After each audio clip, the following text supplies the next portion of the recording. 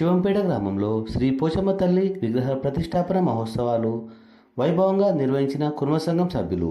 చౌడకూర్ మండలం శివంపేట గ్రామంలో బ్రహ్మశ్రీ డాక్టర్ మహేశ్వర శర్మ సిద్ధాంతి నిర్వహణలో కుర్మ సంఘం ఆధ్వర్యంలో శ్రీ పోచమ్మ తల్లి విగ్రహ ప్రతిష్టాపన ప్రత్యేక పూజలు నిర్వహించి భక్తులకు అన్నప్రసాద వితరణ కార్యక్రమం ఏర్పాటు చేశారు. ఈ కార్యక్రమంలో కుర్మ సంఘం గ్రామ అధ్యక్షులు మిర్యాల రమేష్, సురేష్, శ్రీశైలం, మల్లేశం, శ్రీనివాస్, జయరాములు, దేవుని ఉదయ్, కిరణ్, జయరాజు, అఖిల్ మరియు ఇతర ఆలయ కమిటీ సభ్యులు, గ్రామ పెద్దలు, మహిళలు, భక్తులు పెద్ద సంఖ్యలో పాల్గొన్నారు.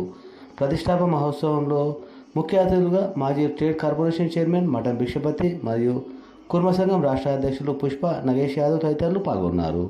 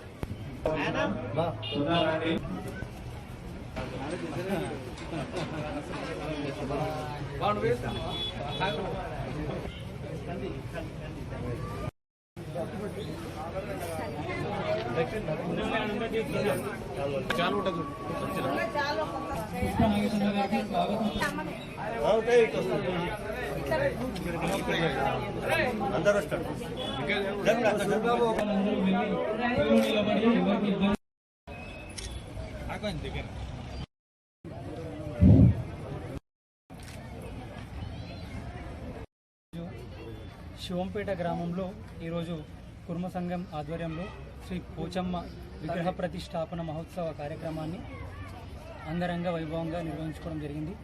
ఈ కార్యక్రమంలో శివంపేట గ్రామంలోని యువకులు, పెద్దలు అందరూ పెద్ద ఎత్తున పాల్గొని అందరూ భక్తి శ్రద్ధలతో కార్యక్రమాన్ని ఘనంగా నిర్వహించుకోవడం జరిగింది. ఈ సందర్భంగా శివంపేట గ్రామాన్ని ఆ తల్లి ఎల్లవేళలా సస్యశ్యామలం చేయాలని, పాడు పంటలు, రైతులు, యువకులు అందరూ మనశ్శాంతితో ఉండాలని, పంటలు బాగా పండాలని అమ్మవారిని కోరుకోవడం జరిగింది. ఈ కార్యక్రమంలో మహేశ్వర సిద్ధాంతి గారు పాల్గొని కార్యక్రమాన్ని మరింత అంగరంగ వైభవంగా నిర్వహించినందుకు ఆ స్వామివారికి ప్రత్యేకంగా ధన్యవాదాలు తెలియజేస్తూ ఉన్నాము. ఈ కార్యక్రమంలో పాల్గొని అలాగే ఈ కార్యక్రమానికి దాతలుగా ఉన్నటువంటి ఎవరైతే సభ్యులు ఉన్నారో వాళ్ళందరికీ ఆలయ కమిటీ తరఫున ప్రత్యేక ధన్యవాదాలు తెలియజేస్తూ ఉన్నాము. శివంపేట గ్రామంలో మరి మా కుర్మా సోదరుల ఆధ్వర్యంలో మరి ఈరోజు ఘనంగా పోచమ్మ అమ్మవారి విగ్రహ ప్రతిష్టాపన జరిగింది. దానికి నన్ను పిలిచినందుకు నేను ప్రత్యేక ధన్యవాదాలు తెలియజేసుకుంటా ఉన్నాను. ఎందుకంటే అమ్మవారి దయ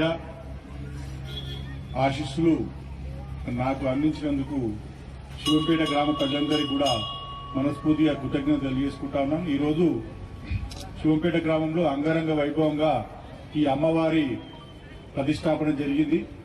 మరి అమ్మ దయ ఉంటే అన్నీ ఉన్నట్టే కాబట్టి ఆ పోచమ్మ దయ మా శివంపేట గ్రామ ప్రజలందరి మీద ఉండాలి.